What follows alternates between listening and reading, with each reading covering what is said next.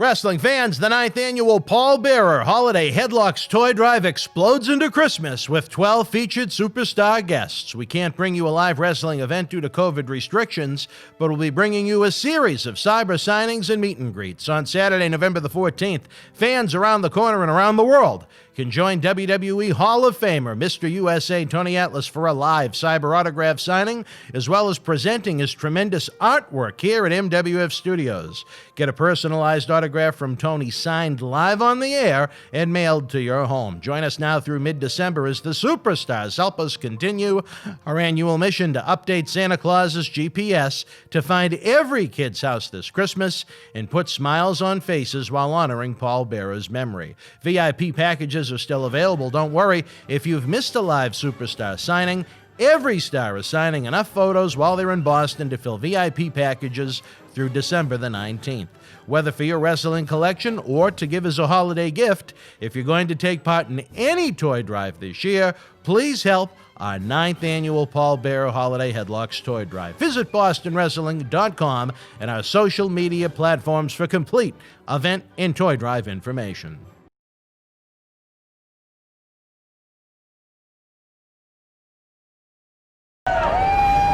This is Mick Foley. This is Harley Race. This is Shelton Benjamin. This is Mr. Wonderful Paul Orndorff. This is the Monster Abyss. And this is Daniel Bryan. This is JBL, and you're watching the MWF. Be there live.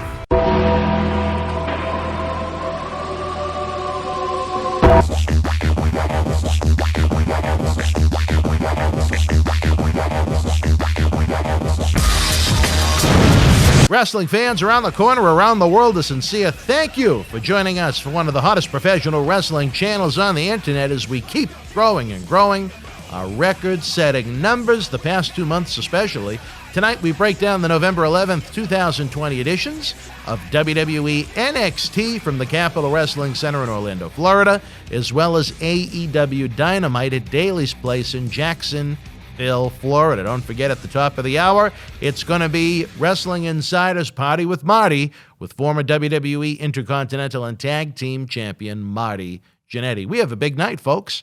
It's a dreary afternoon here at MWF Studios in downtown Melrose, Massachusetts. The zip code of champion 02176 as we begin to record this review in the late afternoon. But you know what? It's still in the 60s. It's still coatless weather in Boston in November, even though we did have 4 inches of snow the day before Halloween. But you know what? In my opinion, I'll take it. The cold, it is a-coming this time of year. It really didn't warm up for us until June in the Northeast this year, so we'll take a nice day in November any way we can get it. Again, I send out the bat signal to anyone listening that can help Dan Mirade get his hands on a PlayStation 5 for our junior ambassador, Devon Brent, for Christmas. I've searched high, I've searched low, I've seen websites collapse, I've dealt with every retailer daily at this point. Just keep hitting that refresh button to hope that we can find one, because I got to put a smile on this kid's face. We do it with the Paul Bearer Toy Drive, but I got to take care of my own, you know what I mean? If anyone has any leads on how to get one at a regular price, please hook a brother up. As we did Tuesday, our schedule is changing just a little bit. Our TV review programs like this one will have a regular premiere time of 9 p.m.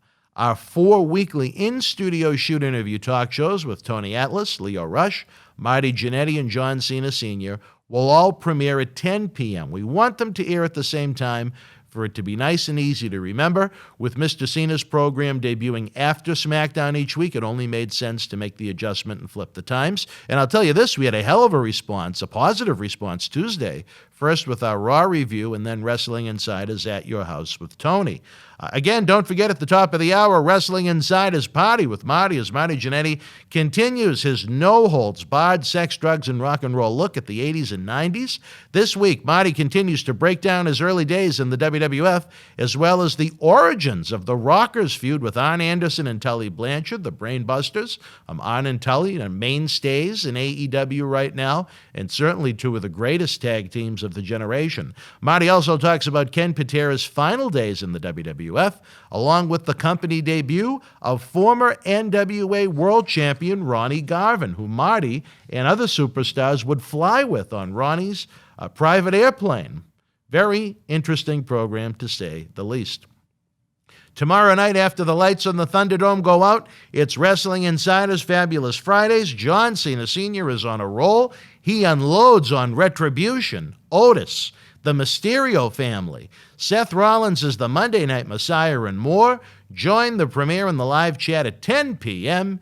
each and every Friday night. If you missed it, Tony Atlas remembered the legendary Road Warrior Animal on this week's Wrestling Insiders at Your House Tuesday night. And recent WWE NXT Cruiserweight Champion Lio Rush joined us Wednesday night on his birthday to preview his weekly Wrestling Insiders Rush Hour series, as well as being the captain of sorts of the Paul Bearer Holiday Headlocks Toy Drive Cyber Fanfest. Great episodes that are available now in our archives after you get done with the AEW NXT review and Marty Jannetty tonight. Speaking of the Paul Bearer Toy Drive, as noted, we can't bring you a live wrestling event due to COVID restrictions as much as we want to, but for the very first time, we're bringing you a Cyber Fan Fest where a plethora of superstars will be joining us live in studio to tape episodes of Wrestling Insiders, as well as take part in cyber autograph signings where they can sign photos to you or a loved one any way you like, then we'll mail them to your home. This Saturday night at 8 p.m., WWE Hall of Famer Mr. USA Tony Atlas will be back with us, L-I-V-E live, for which should be a fun night as always, signing photos as well as having his acclaimed artwork available. Make your plans to join us for what could be Tony's final live show of 2020. VIP packages for the 9th annual Paul Bearer Holiday Headlocks Toy Drive Cyber Fan Fest are flying. If you missed Lio Rush's live cyber signing and interview last Thursday, don't worry. Leo signed plenty of 8x10 photos. He signed all of the posters for the VIPs that'll be included in your package. If you join the endeavor of the Toy Drive late, if you get a VIP package late, do not worry. The superstars will sign enough photos for us to put into every package that we plan on sending out probably beginning on December the 14th after we have Wheeler Yuta and Rich Swann with us. But we'll continue to make them available. Supplies, if they remain, probably we can get them out by December the 19th at the latest if you want them in time to give as a holiday gift. The interview and individual 8x10s of Leo, if you're interested, are available for sale on BostonWrestling.com now. Running through the rest of the Paul Bearer Cyber Toy Drive schedule of appearances, it is former WWE Intercontinental and Tag Team Champion Marty Jannetty. He's going to be with us not once but twice. Next Friday, November the 20th, and during Survivor Series, Sunday, November the 22nd. What a way to watch along Survivor Series with Marty and get an autograph at the same time. We take a break Thanksgiving weekend, then explode into December with 8 great guests. On Friday, December the 4th, we'll be joined by Savio Vega, a.k.a. the martial arts expert Quang. Saturday, December the 5th, things are going to get a little nasty here at MWF Studios as Brian Knobbs and Jerry Sags, the Nasty Boys, join us in studio for the very first time for one I'm really looking forward to. Sunday, December the 6th, during NXT TakeOver, we'll be joined by old friend WWE Hall of Famer Bushwhacker Luke. The following Friday, December the 11th, we'll have the massive Warlord with us live in studio. Saturday, December the 12th, the man that held a 2-year undefeated streak in WWE, Native American Tatanka, proudly joins the Paul Bearer Toy Drive Cyber Fan Fest. And we have a doubleheader of sorts on Sunday, December the 13th. First, we'll be joined by recent Ring of Honor Pure Title Tournament competitor, a superstar of the future, Wheeler Yuta, who was competed and also victorious here in Boston Wrestling MWF. Then we'll be joined by an old friend, a man I'm very, very, very proud to have with us, the brand new Impact Wrestling World Champion, Rich Swann. John Cena Sr. is slated for a live signing as well at a time to be determined. If any other superstars are added to our efforts, they'll be included in the VIP package at no cost. Keep note, the early bird pricing for the VIP packages ends this Sunday night, November the 15th. Save yourself a little money, get all of the great autographed merchandise, be entered to win the big prizes up for grabs, plus you're helping the big picture, which is updating Santa's GPS to find every kid's home to create smiles, as well as honoring the memory of our dear friend, the late Paul Bearer. WWE Network released a documentary on Bearer over the weekend, and I've heard great things about it. He's a man I personally continue to miss every day. To carry on his legacy means an awful lot. Again, we want to thank you for your continued viewership. The numbers are in from October, and you fine folks helped us break records across the board on the YouTube channel for the second straight month. From the bottom of my heart, this handicapped, crippled heart that puts in so much time you guys never even see, often 7 days a week, I want to say thank you, thank you, thank you. We put forth a lot of hard work to keep the lights on, and we continue to need your help. It's not a one-month mission, believe me. There are 3 simple ways you can help big time without it costing you a single penny. Number 1, share, share, share. Share the links to our videos across your social media platforms. Text a friend, email a friend. If you're more than 6 feet away, you're social distancing, yell it out the window. Tell a friend in person. We need to grow our professional wrestling family even bigger to get this where we want our ultimate vision to be, which is at least one nightly in-studio talk show. I'd love to grow it even more because my mission, as I've noted many, many times, is to keep these great wrestling veterans working. Wouldn't it be something if we had original talk shows like we do with Tony, Leo, Marty, and John Cena Sr. 7 nights a week? Imagine if we continued to grow and we were able to have 2 superstars on a night, almost like you see with the various cable news talk shows at night. I guess are much more interesting than them. But we won't go the political route here. But think of the difference in those wrestlers' lives, having that extra income during the worst of times with no live events and almost no personal appearances to be had. It's all about you guys. The formula is simple. Without professional wrestling fans, shows like this don't exist. The professional wrestling industry does not exist. You can also help us big time just by hitting the thumbs up button.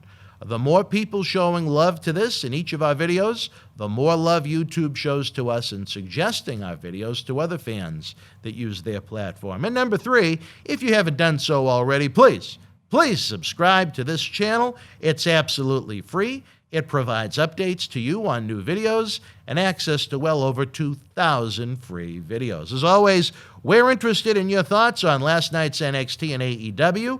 We hope the whole gang joins us tonight here during the premiere. Slick Rick B, he's been MIA lately. I don't know what's going on up in Maine. Maybe he's been having some personal interactions with Susan Collins. I don't know. I know Tina is going to be here. I know Maria Davis, the Pittsburgh Steelers' favorite girl. Trigger Trey, I don't know how much he's going to be smoking tonight, but hopefully he'll be with us. Ken, he'll be back. He always adds a lot to the chats. All of the various Kevins we have. I mean, we have Kevin's galore in our premiere. Big Ant, when he has time in the Thunder Valley, he joins us. Will Cortez. We even had the return of Larson, who I thought was gone. Larson made his return during the premiere of Tuesday night's Raw review, I believe. We enjoy you guys hanging out with us. Let's have fun. Let's talk wrestling. Let's talk life in the most positive of ways. Whether you're watching the live premiere with us Thursday at 9 p.m. or in the archives, share your thoughts with us on the 2 shows, AEW and NXT, using a 1 to 10 scale, 1 being the worst, 10 being the best. Now that, at least to the television commercials and online ads of the world, it is the Christmas season. Let's get in a couple of cheap plugs before we get into the nitty-gritty of the show. If you want early ad-free access to all of our Wrestling Insiders in-studio shoot interviews, our world-renowned studio shoot interview DVD series, and to simply help keep wrestling legends working, join the growing family we have over on Patreon at patreon.com/Boston Wrestling. Forgo a Starbucks coffee and enjoy what I believe is now over 100 programs. This winter, you'll never have the professional wrestling blues with Boston Wrestling Sports. We have upcoming episodes of Wrestling Insiders. You can see not Thursday nights at 9, not Friday night at 10, up, available now. Our big goal before the end of 2020 is simple: to have 100 regular Patreons. With the quality and quantity of the shows we produce, I'm confident we can get the job done because you guys are fantastic. Also have a Patreon exclusive episode with Marty Jannetty that you won't find on YouTube. We also have one similar that we filmed at Tony's home that's going to be up during the month of December. Whether you enjoyed AEW and NXT last night, or you want to create a little WWE mayhem of your own, maybe you feel you could do better than some of the creative teams in pro wrestling right now, I have to say, Junior Ambassador Mr. Devon Brent says the brand new WWE 2K Battlegrounds game that is now available is the best WWE wrestling game released over the past couple of years. Again, a 15-year-old's point of view, but he knows his video games. He loves it. Again, check it out. Would be a great gift to give to yourself now or for a loved one this holiday season. And with those holidays coming up, it's never too early to start shopping in our eBay store. Link is in the description box below. We have an awesome collection of rare autographed wrestling memorabilia for sale, and every purchase includes a video shout-out, no matter what you buy, from WWE Hall of Famer Mr. USA Tony Atlas on Wrestling Insiders itself, on the show. We thank you on the show for helping keep the shows going. And again, as far as old Mr. USA goes, don't forget, Tony is available for commissioned artwork, art prints, personal phone calls, cameo-style videos, autographs, and so much more. Finally, we have our WWE T-shirt bundle fundraiser going on at bostonwrestling.com/shirts.html. Believe it or not, if you cannot have that link memorized immediately and it just doesn't roll off your tongue, the link is in the description box below. For the regular price of a T-shirt on WWE Shop, you not only get the T-shirt, but you get a WWE cup, but you get a mystery autograph photo, plus you get that on-air shout-out from Tony Atlas on our Wrestling Insider program, thanking you personally. We've got brand new shirts of Bray Wyatt, Undisputed Era, Roman Reigns, John Cena, Hulk Hogan, Macho Man Randy Savage, Stone Cold Steve Austin, The New Day, the NWO, and tons more. Help Wrestling Insiders, help Boston Wrestling, get yourself some new swag. And with that said, folks, and believe me, that was a lot said, joining me now is Southwestern Connecticut's finest, Mr. Matt Degnan. All right, Mr. Degnan, we have some bad news we have to give the fans. I don't know, should we tell them now or should we wait until the end of the show? Well, there's going to be bad news whether it's after or before, because both of these shows weren't too hot last night, so I guess you could just give it to them now. Well, I'm talking about Saturday on the SmackDown Review program. What about it? You will not be joining us, apparently, from what the rumor mill is telling me. Yeah, I heard it was in the Observer. It was in the, really? Well, I understand a happy birthday to an individual named Nancy needs to be sent out, but we're going to miss you. I know that much. I know it must be a hell of a birthday celebration not to be able to do a 10 a.m. podcast about SmackDown, but... Well, because we're going away. Where are you going? I got to hear this now. Where are you and Nancy going to celebrate the big day? Well, Friday and Saturday we'll be at Foxwoods. We're going to a comedy show and do some gambling and some shopping and stuff. They actually have shows open at the casino. Yeah. I didn't even know that. Oh, that actually sounds kind of fun. Well, maybe you could do the podcast from your hotel room and Nancy could join us. I don't know about that. I don't know about that. All right. Well, the good news is our dear friend, longtime MWF associate Dave Carter is going to try and join us if he can get away from the things that Dave Carter's do on Saturday morning. Because if you recall last week, I had to do 3 episodes all by my lonesome for AEW, NXT, and SmackDown, which was a real joy to my voice. But you know what? You got to do what you got to do. And then don't forget, Saturday night at 8 p.m., we'll be joined by the Hall of Famer, Mr. USA Tony Atlas, again, who would love to have Nancy come and visit. But that's at your discretion. I don't know about that. Would Nancy walk on Tony? I don't think so. No, you don't think that's her forte, to walk on strangers' bodies? No. Well, I don't think Tony would say no if it makes you feel any better. I know he wouldn't, but... All right, which show are we going to break down first from November the 11th, 2020? Is it going to be WWE NXT or is it going to be AEW Dynamite? AEW. All right, baby. The notes are meticulous. Hit the record button. Tell us what you got. All righty. I heard it was a beautiful night in Jacksonville, according to JR. So the weather was nice? No, it was not at all. Brian Cage defeated Matt Sydal to open AEW Dynamite at a rainy Daly's place in Jacksonville, Florida. Taz was on commentary for this match. I wasn't really a fan of the matchup, given the 100-pound difference and the 4-inch height difference between the two. But overall, two good athletes and wrestlers who put on a good match. That was actually fun to watch. Going into it, I thought it was just going to be whatever, he's going to destroy him, and it's going to be that. But they actually put on an entertaining match to open the show last night. What did you think?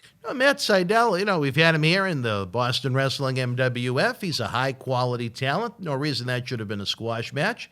I think he made Brian Cage look good. Seidel now, my gosh, is getting a little longer in the tooth. A veteran of the squared circle at this point. Hopefully finding some new life in AEW and other places he competes. A great talent. Good way to open the show. I think Taz on commentary is fantastic. I'd love to see the booth at some point, even though Taz is a manager, become JR, Tony Schiavone, and Taz. But that is just one man's personal preference, as we like to say. Yeah, there's nothing wrong with the guys individually. It was just the matchup I wasn't really a fan of. But they're you two like good them. athletes. Yeah. The next segment, Cody Rhodes came. Oh, this one sucked. Cody Rhodes came out to congratulate new TNT champion Darby Allin, and that he will not be seeking a rematch for the title at this time. Cody then says he wants a rematch with MJF, which then got turned into a whole big mess after this. Jade Cargill then comes out to confront him and says that he has been lying to the audience and that she is the total package. Then says she's been sitting on the sidelines watching everything for so long. I don't know what she was talking about in the promo. She was talking about he was lying, never said what he was lying about. Said she's a total package, then she's been sitting on the sideline. I don't know what she was trying to get at. I was waiting for Lex Luger to be wheeled out at that point, but I guess he's not the Giant.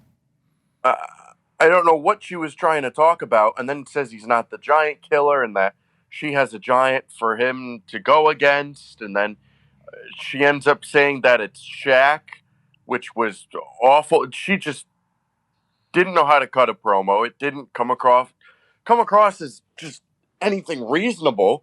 I mean, I knew nothing of what she was talking about. There was no delivery to it at all. You didn't know what the end was going to be. She was on 5 different topics at once. Was she trying to come across as a newcomer? Was she trying to build up Shaq? I don't know what her relation is with Shaq. Is she Shaq's daughter, wife? I was trying to look up her name and see who she was. I thought she was just a mouthpiece. Then she ended up being a wrestler. As I was researching her, I had no idea who she was. Her promo was terrible. But and then it got even worse when Brandy Rhodes came out to confront her on stage. Before they were pulled apart by referees and producers and whatever. And Brandy's promo was awful. I was looking on social media and comment sections and whatnot, and people are like, "Oh, this was awesome. It was funny. I like this aggressive side of Brandy." And then you look at other comments, and it's just the total opposite, where, "Oh, this sucked, da da da da." I thought the segment was just awful. It got nowhere. The announcement of Shaq just got lost in the shuffle. They were trying to build up Shaq. I know, you think maybe Shaq would have come out looking and feeling a little more important than he did, is pretty much an afterthought that was said and forgotten about in about 3 seconds. She said his name once, and she didn't even say Shaquille O'Neal. She said Shaq. And it didn't even sound like she said Shaq. It sounded like Shad. No, it's not going to be him. It was awful. They got nothing over about Shaq at all. And she was just going on and on and on. I thought she was going to challenge Cody to a match. and then Brandy came out and sounded like, I don't want to give my full thoughts on it, but put on this fake accent and this fake toughness about her. Jiving. Just, if you slapping your gums at my man on my stage and all this stuff, and her stage, it's not her stage. It's not even Cody's stage. It's the Khan stage. Cody's just some glorified executive vice president, one of the 15 they have there. Wow, how do you really feel? It was just an awful. I don't know how anybody could like that. And this fake toughness by Brandy on stage was just hilarious. I mean, not even in a good hilarious, just a hilarious. Just get off the screen, please. It was just so cringy to watch. I would never go back and watch that segment again. And that sucks for Shaq because you wanted a segment that would get him over, and the fans to say, "Wow, Shaq's coming to AEW." Instead, you walk away with, whoever this new girl is, you don't know who she is. Brandy sucked on the mic, and Cody got nothing over. All he did was talk for about 2 seconds on Darby and MJF, and then he ended up getting attacked by Brian Cage and Ricky Starks, who took advantage of him after he was distracted. But Cody had help from Darby Allin as Allin Rhodes ran Starks and Cage out of the ring. Just an all over the place segment that ended up with a decent 5-second promo by Cody that got interrupted by this nobody who I don't know why they chose her to put over Shaq when she has nothing to do with him. Just all over the place and just flat out not good. But what are you going to do? What did you think of this nonsense? This is about the worst of AEW, is the best way to describe it. And when I get to these moments, I try to say to myself, Dan, this is a company that is just barely over a year old. It's run by a man that has no background in professional wrestling. He's still, in some ways, learning on the job, even if he is surrounded by some relatively young wrestling people. But that this was just atrocious on so many levels. I'll start off even with Cody's promo. I know you seem to like that to some extent. I think he pissed on the TNT title. If this is a belt of prestige and importance, why wouldn't he give a fuck enough about it to try and want a rematch for it? That just astonished me right away. Then we have some woman come in the ring. Where I don't watch AEW, Doc. She might have been on every week for all I knew. I had no idea what I was looking at. I had no idea why she was in the ring. I had no idea what her point of contention was other than the fact she apparently knew some kind of a giant. And I thought this was going to lead to some kind of a tease, but before this never-ending segment ended, apparently she decided to, just before she hit the exit, decide to tell Cody that it was actually going to be Shaq. Now, does that mean it's Shaquille O'Neal, the basketball player? Does it mean it's someone that they're training named Shaq that's a tall guy? I don't know. What would Shaquille O'Neal have to offer a professional wrestling company in 2020? Shaq has got to be pushing 50, if not there already. And I can't think of too many wrestling fans dying to see Cody Rhodes against Shaq. Well, Shaq has been training in that Nightmare Factory with his son. Oh, okay. All right, so that makes sense then. I didn't know that. And there's been rumors for months about Shaq coming in to face Cody. So I guess we're finally going to get this dream match that everyone's been bouncing for the past couple months, almost a year now. And well, I certainly would like to think, in my infinite wisdom, that a Shaquille O'Neal Cody Rhodes match would be not that good, to be kind, and that maybe Shaq's son is maybe it's a tease. Maybe it'll be Shaq Jr. and Shaq will be his bodyguard. I certainly can't see Shaq getting a heel reaction in Florida, though. But that's just I can see it being, with what they did with Brandy and Jade, I could see it being maybe a mixed tag match. Yeah. Oh boy, now you're talking. But that's the way they were playing it off, with Brandy coming out and her fake toughness. Get off my stage. I tell you, this was independent level bad. I mean, what was the woman's name again? I couldn't. Jade Cargill. I didn't even know what it was. I thought she was like a fan at first, or like a mouthpiece, and then she claimed she was a wrestler sitting on the sidelines. So this Jade Hardwell, whoever she is, had Cargill. What was it again?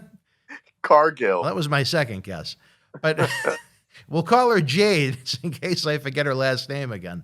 She had enough stroke within the company as someone that's never appeared before to just not only show up at the arena in gimmick, but walk into the ring, take the mic from Cody Rhodes, and announce that Shaquille O'Neal was coming in. That led to Brandy coming out thinking she was CM Punk circa July of 2011, dropping pipe bombs. All of a sudden, she had this Southern jive accent like she found her in a Dusty Rhodes. And this was something. I mean, I tell you, you know what? To be fair, it was probably the best promo that Brandy Rhodes ever cut. But at the same time, that's like saying Tuesday is the best day of the week to find out you have colon cancer.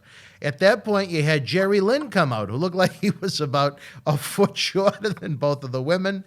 And as if this wasn't overbooked enough, you have a guy that I think the world of, Ricky Starks and Brian Cage, who was already on the show once, attacked a very distracted Cody Rhodes, trying to figure out what was going on. To add to the overbookedness, when they could have got another week out of it, Darby Allin must have told the production truck to be ready at any time to have his theme music cued as he came out in a jacket filled with thumbtacks. And as they said on the Titanic, and the band played on. But go ahead. Brandy coming, I don't know, what does Brandy try to do? You know, she's all light and happy one week, then the next week she's doing suicide dives on the Dark Order, and then she's a zombie at one point during that. A zombie, and then she's and then she's managing like 8 different tag teams, men and women. The chief Brandy officer, isn't that her name? Yeah, and then she's doing singles. This didn't even end at that point. As Taz and his colleagues retreated, Will Hobbs ran out to add to the fray, to add just a little bit more. I don't know why. It was already a 2-on-2. I don't know. It's just, it felt like an indie show where you're trying to get everybody. I've said this almost every single show about AEW. It felt like an indie show where they try to get everybody on the show every Wednesday night. And that's how AEW Dynamite feels every single week. They try to put as many people into each segment as they can so everybody can get their moment to shine on Dynamite. Well, go ahead. And that's the sad part of it. And that's almost like how WWE feels Monday nights on Raw when they have, people doing 3 or 4 segments a night. But I don't know. It's sad to see in a company that's trying to build themselves up, and all they're doing is tearing themselves down by having Brandy doing a spot every single week, and you just roll your eyes. As I noted at the beginning of our discussion of this segment, it's a new company. It's only been around a year or so. It's run by a man that doesn't have a traditional background in professional wrestling. But the problem I have when I see a segment like this is he pays people that have great expertise and experience in the fucking world of professional wrestling that should say, Tony Khan, this is about a month's worth of material we are putting on television in 10 minutes. It's not going to stick in people's minds, and it's a complete waste of time. I mean, do you want me to go through how I would have booked this out? Go for it. I don't even know how I would explain why Cody wouldn't want a title shot. If that title has any value, Cody should want an immediate rematch. But you know what? I'll try and look past that part of the stupidity. So we'll say Cody comes out, he's focused, he's tired of hearing MJF run his mouth. Maybe MJF, they could have had him on earlier in the show, cutting a promo and got a little dig at Cody's loss, or maybe put something on social media where everybody is so Twitter happy nowadays. And maybe that could have been Cody's motivation for MJF. I'd say, you know what, MJF? Even though you're going to Vegas next week with the Inner Circle, I'm issuing a challenge now. I want to hear what you have to say. So then next week you come out, and then you bring out, was her name Jada? Jade, okay, well, close again. Jada comes out, she does the big tease, you cut that bullshit down to just a couple of minutes, and she says she has this monster that's coming to AEW because Cody keeps running his mouth. You set up a little suspense. Who is she talking about? Don't reveal Shaq that week. You save Shaq for perhaps the next week. She comes up on the video monitor to eliminate her from the squared circle, and then Cody is just blown away by the fact that Shaq could perhaps be coming to AEW. She runs her mouth about not only Cody, but she runs her mouth about Brandy, which gives her Brandy reason to want to confront her even more the following week. on AEW Dynamite to set up a little tension between the two of them, whatever it may be. Why they want to do the interaction with Jada and Brandy Rhodes, I can't even begin to fathom. You know my thoughts on poor Brandy, but whatever. I don't know why they found the need to have Ricky Starks and Brian Cage attack Cody Rhodes after he just lost the TNT title and basically said he wanted MJF, and he found out Shaquille O'Neal was apparently looking for him. But I'll keep going with what they delivered. I would have had Cody Rhodes on the fourth week come out and discuss some of these issues. Maybe he still hasn't heard from MJF. He doesn't understand his associates in the 25-man member of the monster, what's the family name? The Nightmare Family. It is a nightmare. It is. The Nightmare Family attempted to reach out to Shaq, and they didn't get a response, and they didn't get an answer. Then that week you send out Taz. So you know what? Forget about Shaq. You need to be worried about my guys. Blah, blah, blah, blah, blah.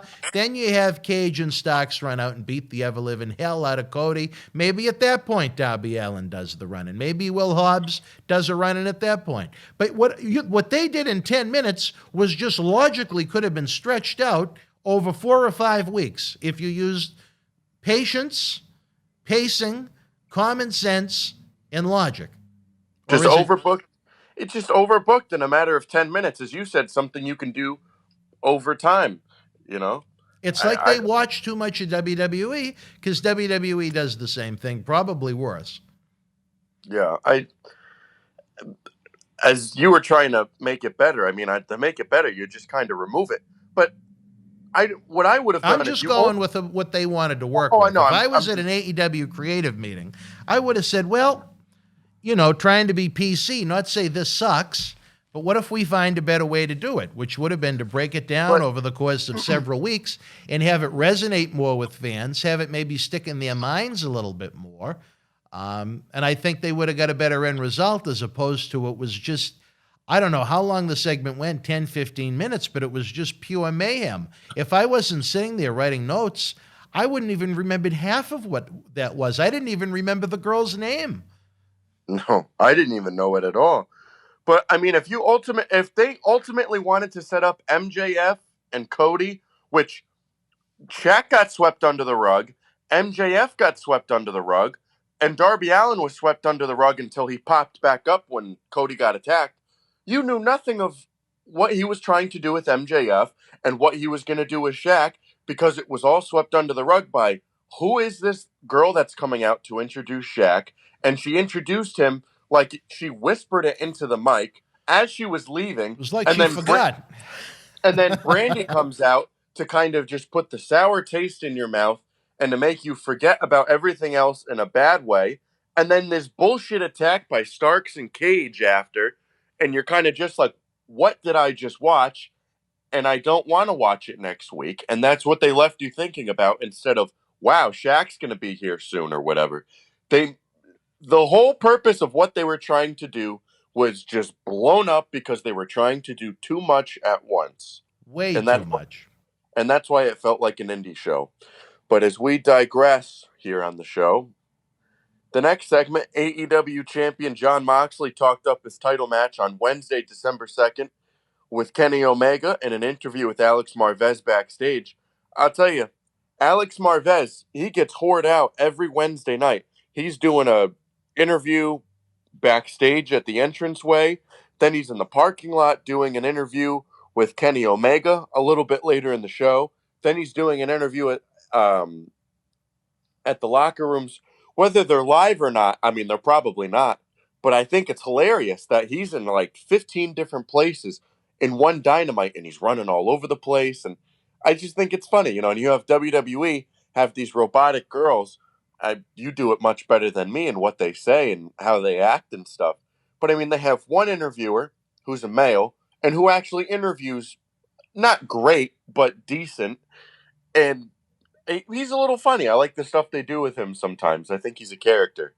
But I digress. Again, Jon Moxley, as I said, is going to face Kenny Omega for the AEW title Wednesday, December 2nd, coming up in about 3 weeks now.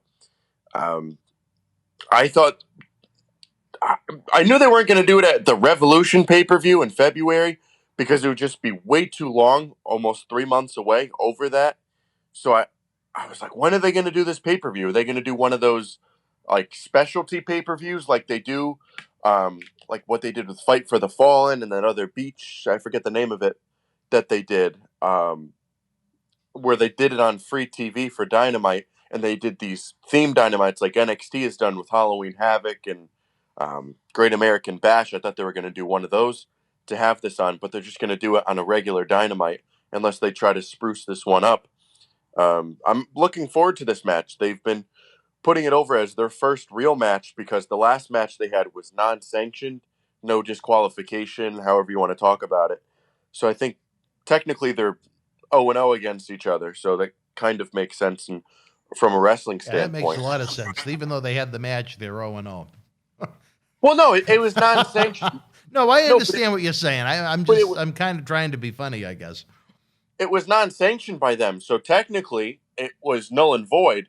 AEW wasn't sanctioning the match, so it's not on their record books, and it was no disqualification, so it wasn't really. Did anyone really care if it was sanctioned or not? No, I don't know. Maybe that's from a storyline aspect.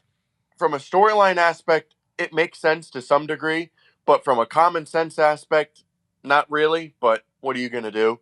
I think the match will be pretty good. These are two good guys. It's obviously going to be the main event of that Dynamite. I just hope they give it proper time, not having them go on at 9:40, and end in some bullshit. Yeah. I just hope it's done right and not like a standard TV main event and they treat it like a pay-per-view main event, but that will be seen. If you have anything to add about this promo and the match coming up. I continue to think that Moxley is one of the few that AEW has used better than WWE has. I like the edginess that he brings. I like the realness that he brings to his promos. He's more of a brawler now, much more than he was in WWE, and there's nothing necessarily wrong with that. I was really blown away that AEW couldn't pace themselves to have this match on their next pay-per-view, but when you only have 4 per year, with the old traditional WWF schedule of the 80s into the early 90s, I guess they didn't feel like waiting until February. So you're going to get a big-time main event on Dynamite December the 2nd. I can only imagine that NXT may be running 2 weeks of NXT Starrcade on Wednesday nights. Who knows? Well, that December 2nd is the go-home for NXT TakeOver on December 6th. So I'm guessing that's why they want to put it on that night instead of just a random NXT show the week before or whatever. So they want to do it on a show that NXT might get more people than them or has a chance to. So I can see them wanting to do it the go-home show of NXT TakeOver, I guess, rather than some other random takeover. To be honest with you, usually the ratings go up the week after a pay-per-view with a special. I would have actually done it December 9th, but that's just me. If their attempt was to try and chip away at what would have been a big... I think the December 9th NXT ratings would be more of a quote-unquote worry to them than the December 2nd one would be. But again, that's one man's opinion based on a lot of time in the industry. I'm sure they'll probably just do the one single AEW title fight on December 2nd, and I'm sure the next week they'll have a TNT title match. They'll have the tag team titles defended. They'll have the women's title defended. They'll try to do one of those again, but we'll see in a few weeks. The next match was a bunkhouse match where Dustin Rhodes and QT Marshall defeated the Butcher and the Blade. It's just, for anybody wondering about this stipulation, it was basically just a tornado tag match. I just really couldn't get into this match, believe it or not, because I just really didn't care about anyone or the feud the two teams had. They were making it as this big blow-off match between the two teams, but I don't really remember this feud being too crazy. I really don't think it warranted some big, no disqualification tornado tag match, which was actually pretty good in terms of the weapons they used and how... I mean, if you eliminated the fact that there was basically no backstory or storyline to it that anyone could sink their teeth into or give a shit about, Yeah, it was a good brawl and a good bloodbath. The problem was, again, little backstory to it other than the fact that Bunny charged up QT's credit cards, and the fans have little interest in QT and Bunny. To add to the ambiance, you had bales of hay at ringside. QT was bleeding. It was just a match filled with people I wasn't all that familiar with other than Dustin Rhodes. It felt like they booked it just to book it. Again, almost like I broke down that Cody interviewed earlier in the show. Why not try and lay out a storyline? Or maybe this is Tony Khan now wanting my input. But why not lay out a storyline over a couple of weeks other than just having the match to have the match? I think this just came to be out of a promo with Dustin Rhodes and QT last week. I mean, after the commercial break, they had to do the big dive from the Bulldog into a big padded area that no one believes is dangerous or is going to hurt. I mean, the guys worked hard. They bled all over the place.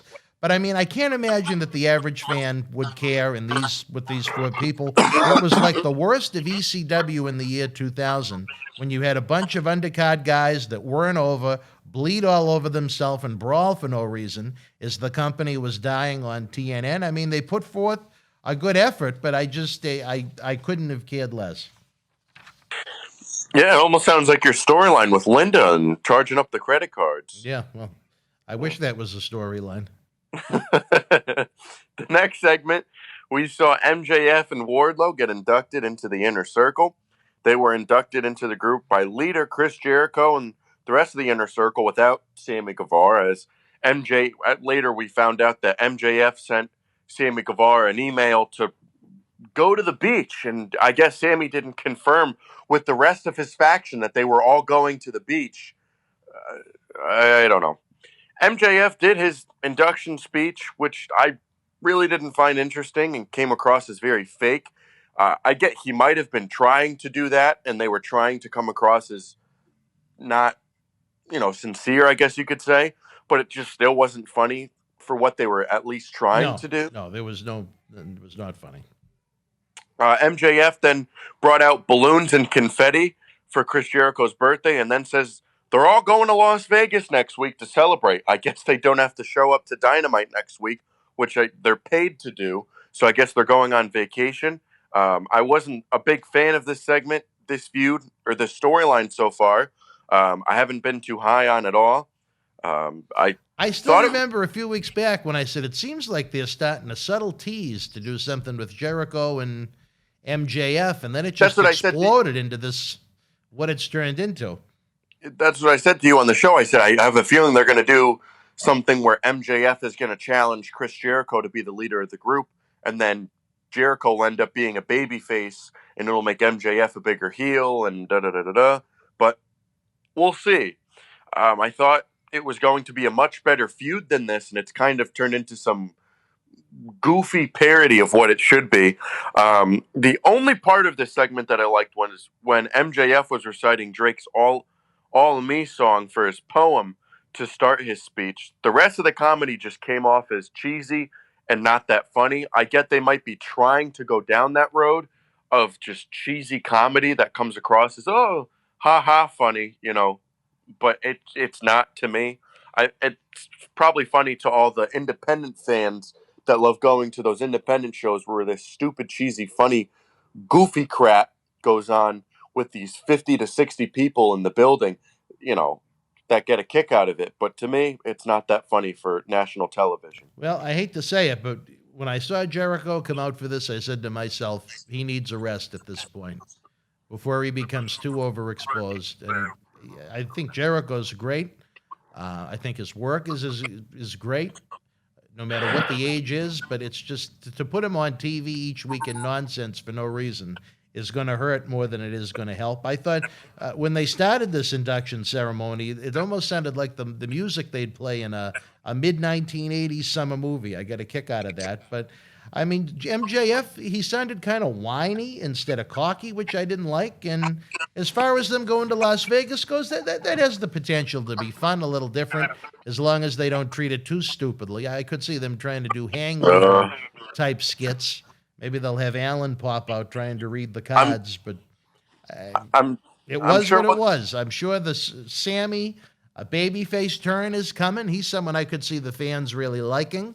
But he's someone I think that could be good either way. I think he's a very cocky, arrogant person. It seemed like it was almost foreshadowed with Matt Hardy's promo earlier in the night where he was the real Matt Hardy as opposed to the broken or woken Matt Hardy, or as opposed to the private party Matt Hardy. Matt Hardy said the Sammy Guevara basically was going to be more of a man as a result of their blood feud that took place with the little robot chasing them around, flying through the Hardy compound on pay-per-view, but that is a different story for a different time. Yes. The next segment, new AEW Tag Team Champions, the Young Bucks, were interviewed by Alex Marvez backstage, and they challenged Top Flight next week to defend their newly won titles on AEW Dynamite. I don't know why champions in AEW get to make their own challengers. I mean, you saw Bobby Lashley do it on Raw, but I don't know. I mean, I guess if the champion wants to put their title on the line against people, it's fine. But when you're doing it almost every single week, it kind of gets boring, you know? But I think it definitely has the possibility of being a great match. You know, two great tag teams that could really put on a show. I could see it being either the kickoff match next week to kind of grab the viewers from NXT, or the main event. I would be fine with either or, given the circumstances of going head to head. One of those gentlemen was actually going to be competing on Saturday night at Memorial Hall in Melrose when we were going to have that event. I bet you didn't know that. I think you did tell me that. Did? Well, all right, so you did know that. All right. Well, I think we talked about it. They could have actually given this tag team maybe a couple of wins on Dynamite so people know who they are, but I guess... Well, they had one major win on AEW Dark this week. Again, a win on television, so people that watch the TV show can become familiar with them, but, you know, why give attention to detail, I guess, when you can just throw it together. And it's not like they've been on Impact or ROH or whatever, winning titles and being big names. It's like, other than some, you know, top independent companies they've worked for, they don't really have any notoriety in wrestling. I mean, yeah, people on the internet might have seen them do a few moves and you're like, okay. When you talk about, you know, a backing or, you know, people knowing them as a name instead of just a few flips they've done, I don't think so. But again, they're just trying to make a match where people are going to go, ooh, a few times. And that's basically the extent of what they're trying to do. They're not trying to build anybody up. You know, how many times did we see tonight people you don't even know who they are? Well, they tried to make this tag team sound important. They just did nothing to make them important. You can do all you want in one interview to say, oh, they're the best. You know, we've wanted them. Da, da, da, da, da, da. When they truly don't have any backing in the company, you know, on TV, that's going to be where the structure of their push is going to be, not just some put over interview. Oh, they're great. We've been wanting to wrestle them for a while. Great. Okay. Can I see them maybe win a few matches on Dynamite, or are we just going to talk about them in interviews? You know, I don't know. Oh, boy. The next match, Shawn Spears defeated Scorpio Sky after getting help from the outside with Tully Blanchard when he threw a slug into the ring that Shawn put in his glove to knock out Sky. It was a decent match, but it had no feel to it. They've been trying to build up this little feud for a couple weeks now, and the feud itself just kind of seemed to be forgotten by the time they get to the match. They were supposed to do it last week, I believe, or whenever they were supposed to do it, and didn't end up happening. Just another feud that I really can't get invested into, and so that means when the match comes on, I could care less of who wins, how they win, and what happens after the match. And again, who cares? What did you think about the match, which was actually pretty decent? I'll say I guess the best way is to I think the match was fine. It was solid work from the two of them. I think it's really good to keep Scorpio Sky away from the Christopher Daniels on-screen nonsense comedy. I think Scorpio Sky has upside. I think Shawn Spears, I don't know if he's a main event type talent, but I think there's much more that can be done with him that has been done over the past few months. I like that Tully Blanchard is with him. I think that gives him more credibility. I'd like to see more of both men, and I think that's a good thing coming out of the match. The next match, Tay Conti defeated Red Velvet. I don't know why this was on in the final 20 to 25 minutes of the show. I mean, if anything, it just put people on to NXT in their tag team title main event, other than a random main event between Penta El Zero Miedo and Rey Fenix. You sounded very professional saying that. Yeah, which we'll get into that in a second. Conti and Velvet was awful.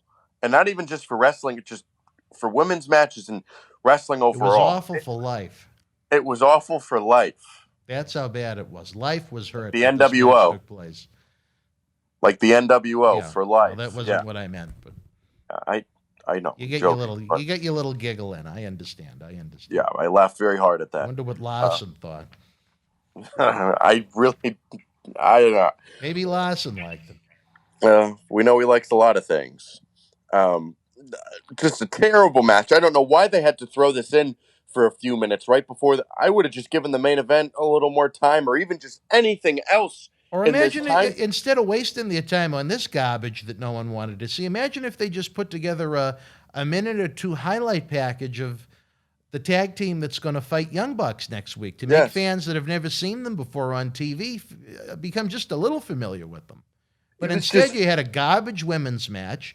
I think the one, her name was Velvet, she couldn't even figure out how to hook the leg. She couldn't figure out how to hook a fucking leg in a wrestling match on a national wrestling television show.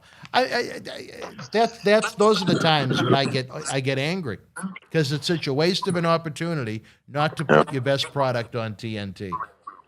At this point in the show, I was already just deflated because it was awful. And then this main event where Penta El Zero Miedo defeated Rey Fenix, a random match they just threw together. I don't even believe they're in a feud. They just announced the match. Did they ever turn on each other? I know they're part of this Eddie Kingston family, but I don't ever remember them turning heel. I don't ever remember them turning on each other. They just kind of appeared with him. They just randomly missed it. I don't know. They randomly started appearing with Butcher and Blade and Kingston, and now they're randomly facing each other in the main event, and it's not even like it's part of a tournament or anything like that. It's just a match. There was no stakes to it for a tag team that they ended up coming out to the same theme music that they use for their tag team matches. They couldn't have at least come up for older fans. It was like Hulk Hogan and Paul Orndorff on Saturday Night's Main Event in January of '87 when they went to war in the cage and they both came out to Real American. It was just coming out to the same theme song was just stupid. Yeah. At least come up with a different theme song for at least just one of them, not both of them. Just do one of them. It's not that hard. I didn't really get this match, knowing there was no feud between the two, just a random match that was not built up, where Penta ended up getting the win, which meant nothing. After the match, Pac came out and went face-to-face with Eddie Kingston. They then never ended up touching each other. Now, this is a feud the world has been dying to see. Pac and this Eddie is the thing that I was talking about, or thinking about. It was a random brawl, and I was so confused as to why Pac was mad with Eddie Kingston. I think he was mad that he was on the show. Maybe that was it, like I was. I don't know why Pac is involved with Eddie Kingston. Pac has been away for months, and all of a sudden he's mad at Eddie Kingston? For what reason? Maybe he's angry that Eddie Kingston got a title shot that he felt he deserved on pay-per-view. I don't know. Yeah, while he was sitting home. And then Tony Khan all night was building up this big surprise to end the show and da-da-da-da-da. Every tweet he put out about this surprise, and when everybody was talking about it, I said, it's going to be Pac. It's definitely going to be him. And his music hit, and I go, I'm not surprised. Well, for them, that was a big surprise. Well, for them, great. For all the fans, who cares? If they didn't do... Well, for AEW fans, I'm sure they were thrilled to see Pac back. Hang on. Right. The thing is, if they didn't do that video last week of Pac, and they weren't talking about him for a whole week, it could be bigger. That was one of the two things that kind of really blew it for me, was building it up that he was back, doing the video package last week, and building it up on social media for over a week. And then him coming out to face Eddie Kingston, who cares, Those are the two things that really kind of took the wind out of my sails, was that I really didn't care about Pac to begin with. They showed a video. Just to interrupt you for a second, some major holiday headlocks businesses come my way. You're going to take over my role from last week. You're going to continue the review. I'm going to give you my ranking right now. I'm going to say I give it a 5 out of 10 this week. You keep rolling with AEW, and I'll be right back, maybe to join the end of the segment, okay? All right. All right, brother. I believe in you. Yeah. So, this boring surprise. He's still going on the boring surprise. It's hilarious, You build it up all night. You say it's a surprise, but you did a video package on the guy just a week before. You talk about it on social media, and just to have him come out and face Eddie Kingston in a little brawl that they didn't even end up fighting, and then you just push Penta and Phoenix out of the ring like they were nothing. Their match meant nothing. And in the end, who really cared about it, AEW is getting almost as bad as WWE with these big announcements and surprises that never end up being big. They just end up being a disappointment. They never end up being anything of significance. But what are you going to do? There's nothing you can do about it but just kind of say, whatever, I've kind of lost all hope in AEW when it comes to these big announcements, because every time that Tony Khan comes out and says, oh, we're going to have a big announcement, it's going to change AEW for the rest of the year or whatever, and then it comes out and it's just bullshit, but nothing you can do. I'll get into my grade now, as that was the end of Dynamite. I thought this was one of the worst Dynamites they've put on. There was nothing of significance on the show. The opening match was solid. The Cody segment with Brandy and Jade was awful. The Jon Moxley interview, which was a minute, really didn't add much. The bunkhouse match was solid, but nobody really cared. The MJF segment, I wasn't a fan of. A Young Bucks interview. Spears and Sky was solid. Nobody really cared, though. Conti and Velvet was awful. And the ending segment was just all over the place. And again, nobody really cared. And that was the theme of AEW, was just a bunch of hollow segments and storylines that really meant nothing. So I gave it a 3 out of 10. There was nothing of significance on the show, nothing that was really solid. So I give it a 3. You guys can leave your grades if you're watching the premiere on YouTube. You can put it in the live chat. And if you're watching it after the fact, when it's not the live premiere, you can leave it in the comment section below, if you're so kind as to do so. I have a few news and notes here for AEW. Cody Rhodes and TNT champion Darby Allin will face Brian Cage and Ricky Starks next week on Dynamite. Pac versus The Blade was also announced for next week. Again, you have him come back and face off against Eddie Kingston. Then you announce a match against The Blade right after, which really doesn't make sense. Eddie Kingston, he's going head-to-head with him. Oh, you know what? He's going to face The Blade next week, who wasn't even involved. But what are you going to do? This is the big one. AEW announced that they will be releasing a video game plus multiple mobile games next year. I'm looking forward to this a lot. I mean, you don't see other wrestling companies putting out mobile games or even video games, which I think has the possibility of being very, very good for them, and getting their name out there even more, becoming more mainstream with the video gamers out there. So I'm looking forward to this in 2021 for AEW. I think it could be very, very big for them. We'll move into NXT. I don't know if he wants to take a little break in between here, but I'll just keep going since Dan has left the building. Well, I don't know if he left the building, but I know he's left his seat. So I'm going to go into NXT here. To kick off NXT North American Champion Johnny Gargano kicked off the show and said he would be defending his title against the man in which the wheel falls on. He had a little wheel in the middle of the ring, which had a bunch of different names on it. It landed on Leon Ruff, and he immediately comes out like it was predetermined, which everybody knows it was. Again, another moment of no common sense, and it shows there's no surprise in the wheel. and the person was basically just waiting at the curtain to come out. I would like for the challenger to take a little longer to make their way to the front instead of their music hitting right away and coming out the second that wheel lands on their name, you know? It's almost like they were waiting there, you know? There was no common sense in it, you know? You could tell it was predetermined, you know, right when that wheel lands on their name, their music hits and they're coming out. You know, to a basic fan, they're like, oh, well, you know, if it's not predetermined, then why did that person come out immediately? I don't know. So the match itself, this I was not a fan of. I thought it was funny in a bad way. Leon Ruff defeated Johnny Gargano to become the new NXT North American champion.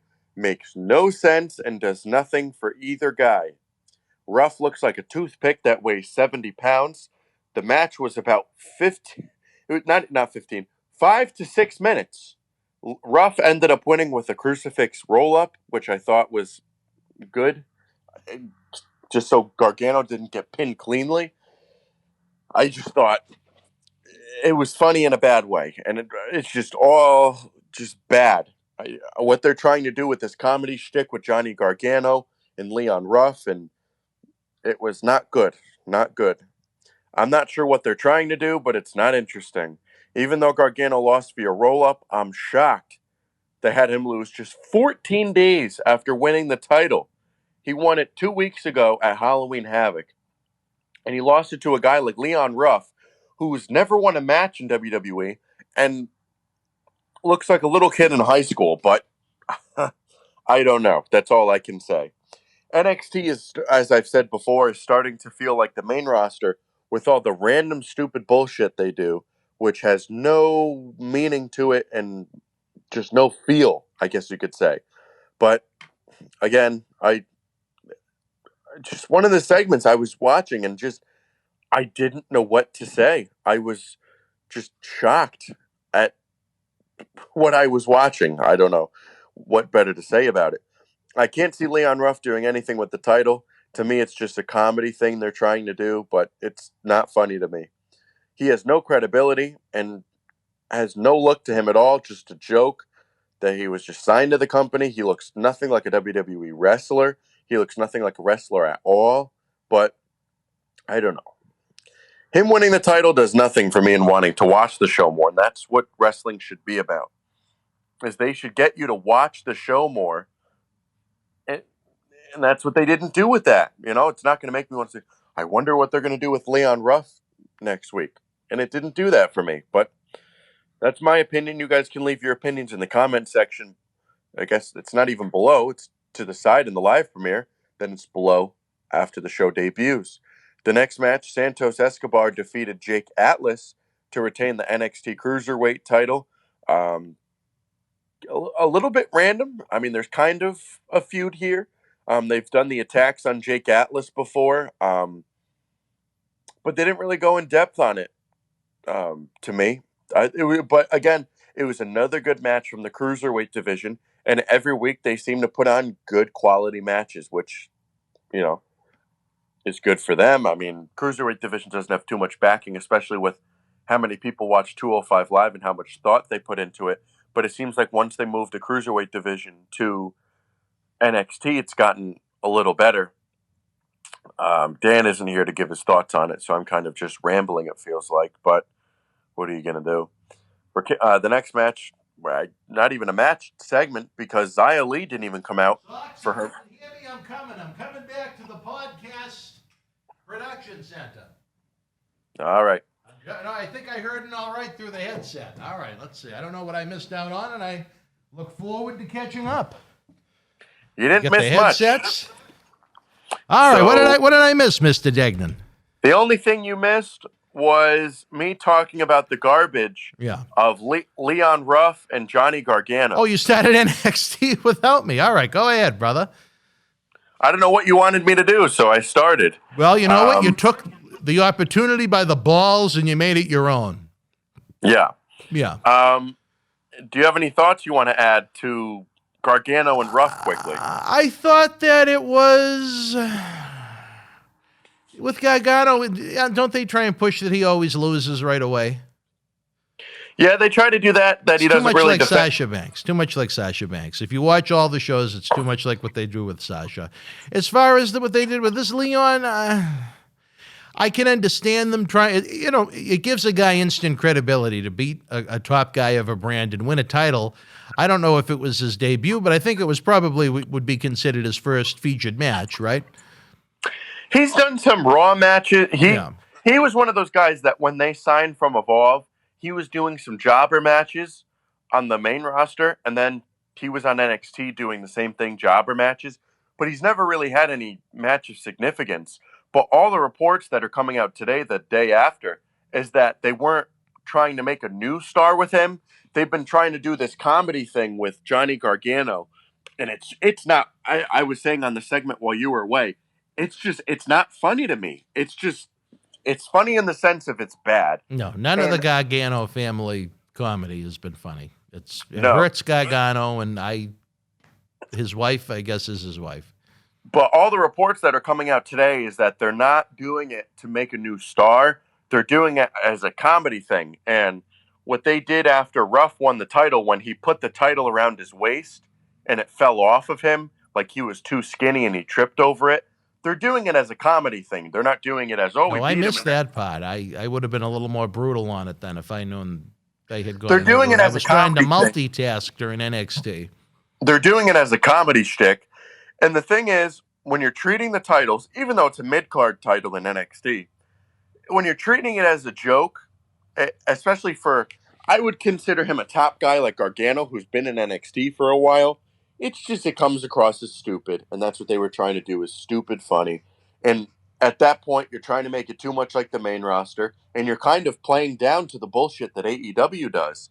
So, yeah.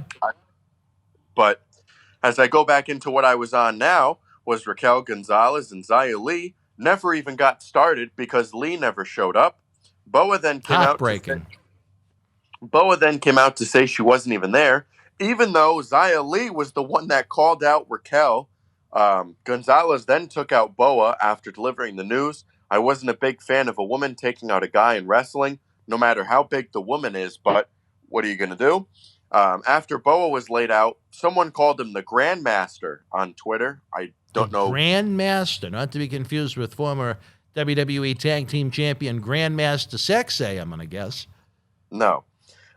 Gave him an envelope. They're big on the envelopes.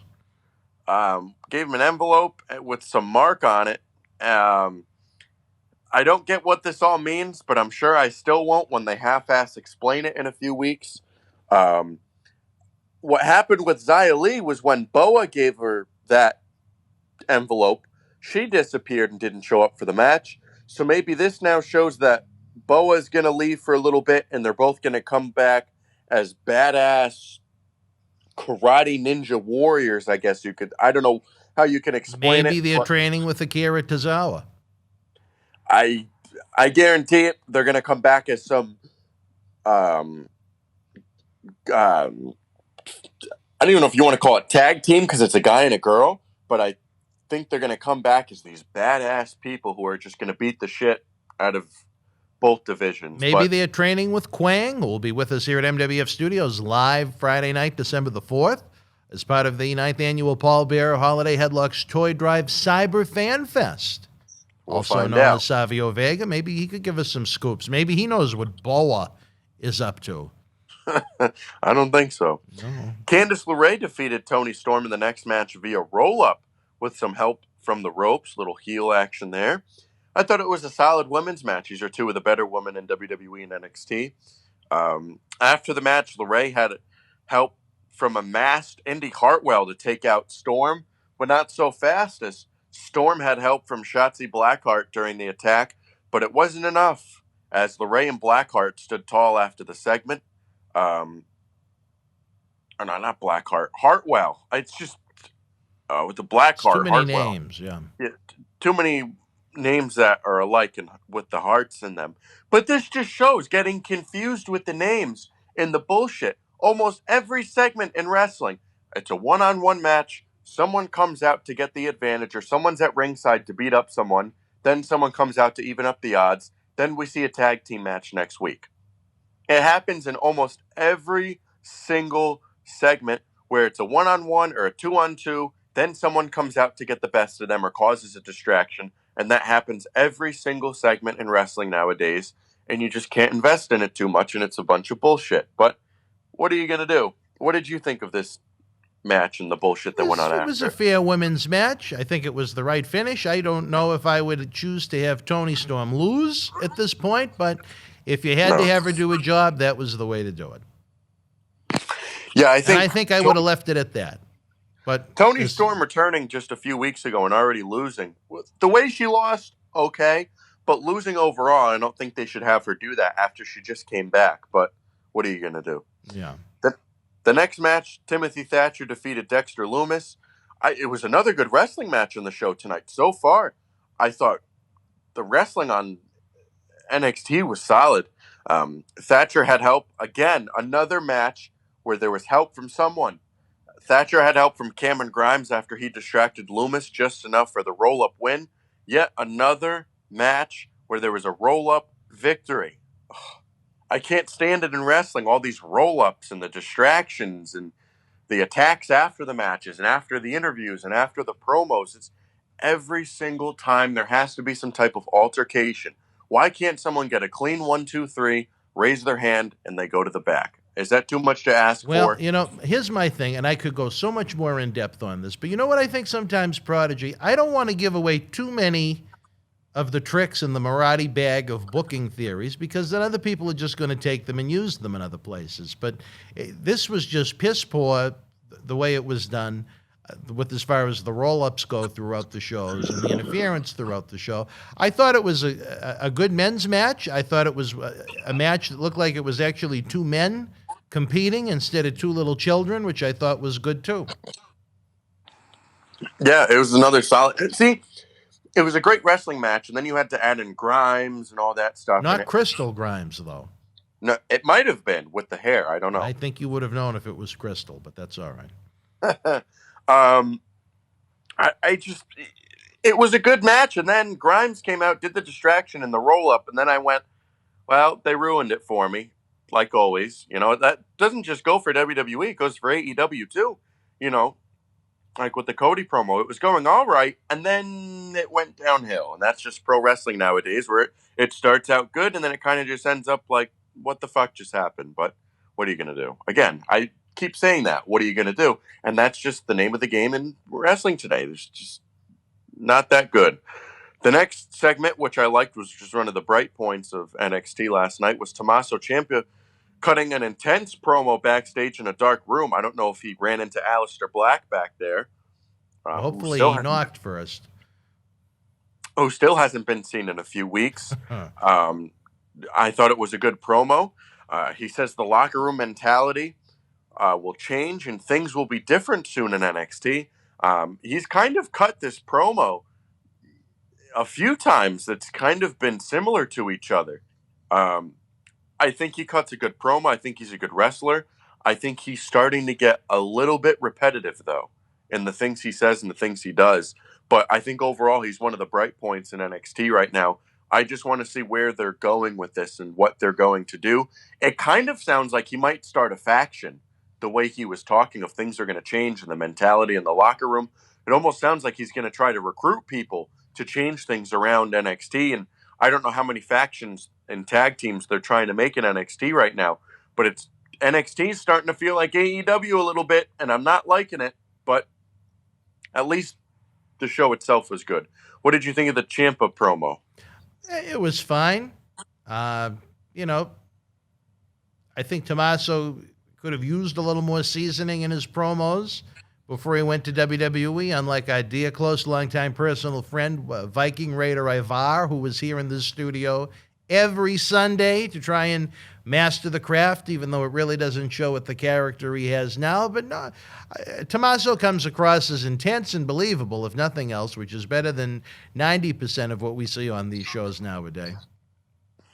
Yeah.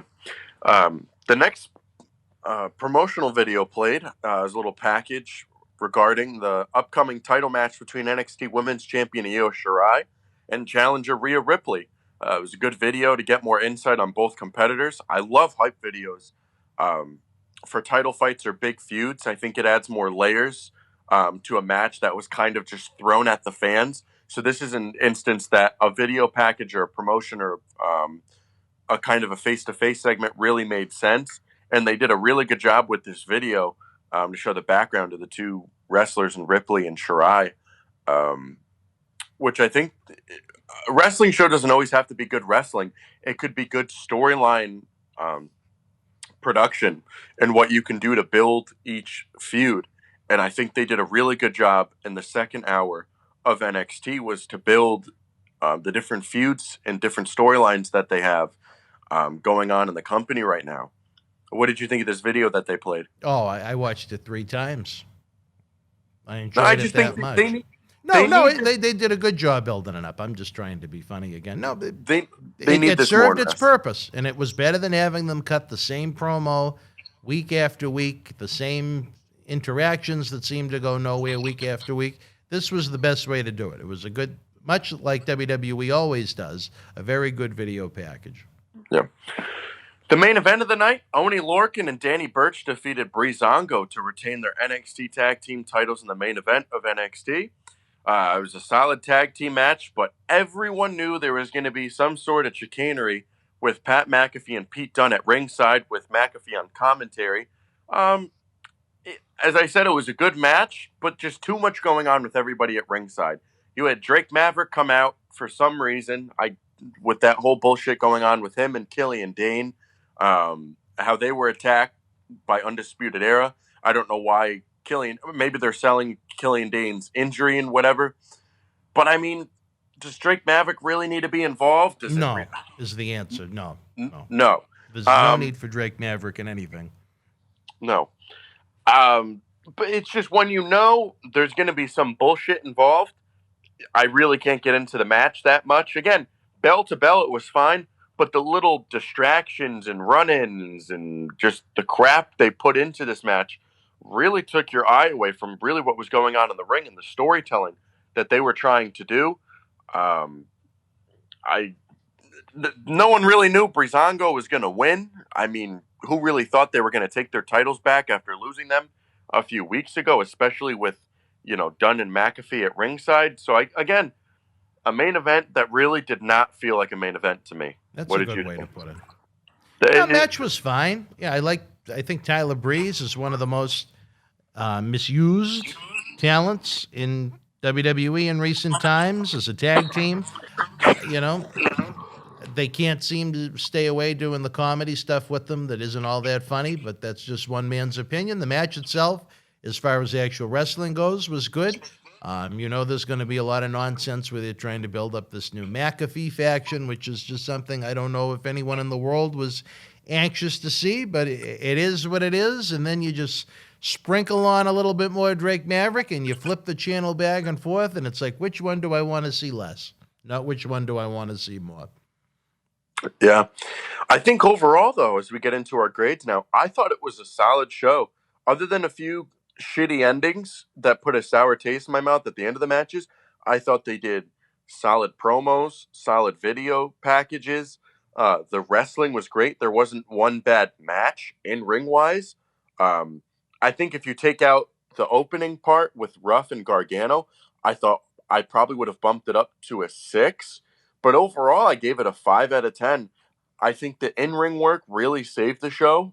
I think if they went away with a couple of the bullshit endings with LeRae and Storm and Thatcher and Loomis, and the chicanery with the main event, I think if you take out some of those endings that put a sour taste in your mouth, you might bump it up to a 6, but I thought it was kind of a middle-of-the-road NXT where there was some bullshit, but a good amount of stuff to pull it in the middle. What did you think? I go exactly to the middle. I give it 5 out of 10. There was nothing exceptionally bad about it, but there was nothing really that stood out as good that I'd ever want to see again. It was just kind of there. It was a little bit better than the AEW show, if I was to pick one over the other. But I generally think NXT's program, as far as the wrestling content, is better. But AEW to me is more watchable because I enjoy the atmosphere more and I enjoy the commentary more. And you weren't there, but for AEW, I gave a 3. Oh, you really went low. All right. Well, It sucked. There was nothing that I liked in the show. The opening match was good, but that was about 10, 12 minutes. The Cody segment sucked. The Moxley interview, that was like a minute. The bunkhouse match was good for what it was. The MJF segment, I didn't like. Young Bucks interview, that was like a minute. Spears and Sky was good for what it was. Conti and Velvet sucked. And the main event segment sucked. So maybe I could bump it up to a 4 if I want to be generous, but I kept it at a 3. And NXT, I gave a 5. So, well, it was a very low night all around if we couldn't hit a 10 combined for the two shows. No. A couple news and notes here for NXT. Io Shirai will defend her NXT Women's title next week against Rhea Ripley, as they were promoting with that little video package they did earlier in the show. Finn Balor will return next week to address the NXT universe after he broke his jaw in 2 places at TakeOver a month ago, against Kyle O'Reilly in that main event match there. Those are the 2 things I have not even 24 hours removed from NXT last night. I don't have the viewership yet because I'll be getting it in about an hour, so I don't have that yet since we did our show a little bit early again today. Yeah, and no Quincy Rustani. No, not that either. But we're about an hour and 10 right now. Well, we've already broken into Marty Jannetty's Party with Marty program. We better take it home, brother. Take it home. All right, wrestling fans, it was a pleasure to have you join me and Matt. He will not be with us. Apparently, he's going to be too busy casino hopping with Nancy on Saturday for the SmackDown review show and our live episode with Mr. USA, Tony Atlas. But nonetheless, there's a lot going on in this world right now with the Paul Bearer Holiday Headlocks Toy Drive. I tell you, fans, head on over to BostonWrestling.com. Get those VIP packages so we can put smiles on kids' faces and update Santa Claus's GPS from coast to coast, border to border. For the prodigy Matt Degnan, I'm Dan Mirade. Until we speak again, folks, don't go anywhere. Just stay on the YouTube channel and check out Party with Marty. Marty Jannetty takes a look at WWF 1988. A very interesting episode. Until we speak again, good night. Wrestling fans, the 9th annual Paul Bearer Holiday Headlocks Toy Drive is here. Coronavirus has been the Grinch in preventing a live wrestling event from taking place in 2020. But November and December will bring you an unbelievable series of live television tapings, raffles, merchandise, and cyber autograph signings, including 2 all-inclusive VIP packages you're not going to want to miss out on. We'll discuss a little later in this video. Let's take a look at this all-star lineup of superstars headed your way for the holiday season. Recent WWE NXT Cruiserweight Champion Lio Rush, who's going to be co-hosting Wrestling Insider's Rush Hour, the miniseries, kicks off our 2020 efforts Thursday, November the 5th. Leo was the first to open his heart to our efforts to keep Paul Bearer's name alive and put smiles on kids' faces. Then on Saturday night, November the 14th, WWE Hall of Famer Mr. USA Tony Atlas will be with us again, signing autographs, meeting, greeting online, as well as having his renowned artwork available. Friday night, November the 20th, Sunday night, November the 22nd, during our Survivor Series watch-along, former Intercontinental and Tag Team Champion Marty Jannetty will be with us live. When it comes to Marty, expect the unexpected. Early December explodes with brand new superstars coming to MWF Studios for the very first time on Friday night, December the 4th, during WWE SmackDown. Join former Intercontinental Champion and Nation of Domination member Savio Vega with rumors that the martial arts expert Kwang may join us as well. On Saturday, December the 5th, batten down the hatches, former WWE and WCW Tag Team Champions Brian Knobbs and Jerry Saggs, the Nasty Boys, will be live in studio for which should be an extremely memorable taping and cyber autograph signing. Great chance to get one of the top tag teams of the 80s and 90s together. Sunday, December the 6th, we're going to have an NXT TakeOver watch-along with WWE Hall of Famer Bushwhacker Luke. From 1988 through 1996, Luke had a memorable run in WWE with a career spanning the globe since the 60s. Friday night, December the 11th, one of the most powerful superstars in the history of professional wrestling, the Warlord, joins us in studio, looking back at his big run in the WWF from 1988 through 1992. Saturday night, December the 12th, join us for a rare appearance by a superstar that was undefeated in the WWF for nearly 2 years, Native American Tatanka. We cap it off Sunday, December the 13th with one of the future stars of professional wrestling, having competed here in Boston Wrestling MWF, more recently in the Ring of Honor Pure Title Tournament, Wheeler Yuta. John Cena Sr. is going to be taking part in a live cyber signing as well and is working on recruiting even more superstars to join our efforts to update Santa Claus's GPS to find every kid's house in 2020. You never know who or what to expect as we work our magic to create smiles on kids' faces around the globe, around the clock. VIP packages are available now. Early bird pricing through November the 15th. It's limited to 50 fans. The VIP Elite package, that comes with one autograph photo of all 11 featured superstars, plus a bonus Quang autographed 8x10. It also includes an autographed Paul Bearer Holiday Headlocks Toy Drive 2020 11x17 poster, and a raffle ticket to win a package of WWE NXT 11x14 autographed posters, thanks to our friends at NXT down in Orlando. We also have a standard VIP package that includes one autographed photo of each of our 11 featured superstars, plus a raffle ticket to win a limited edition Drew McIntyre, one of only 36 WrestleMania 36 autographed 8x10 photo from our friends at WWE. If you're not interested in an all-inclusive VIP package, don't worry. Each superstar will be available for individual autographs. Mail order is also available for your own personal items. Don't worry, if you can't join us for all of the live cyber autograph signings that are going to be streaming online, your 8x10 photo will still be signed and mailed to your home. If you get a VIP package after a superstar's signing is already taking place, again, don't worry, they're going to sign plenty for the entire holiday season. Those that purchase individual photos, they'll be shipped right after the signing takes place. The VIP packages will be shipped in one giant package beginning December the 14th. We continued to miss the late, great Paul Bearer each and every day. His heart of gold continues to shine with our annual Holiday Headlocks Toy Drive efforts, and this year, again, will be no exception. 2020, it's been a rough year for all of us, but get ready for a season of Boston wrestling sports memories and legends while putting smiles on kids' faces. In December, that's what it's all about. VIP packages and individual autographs are available now at bostonwrestling.com.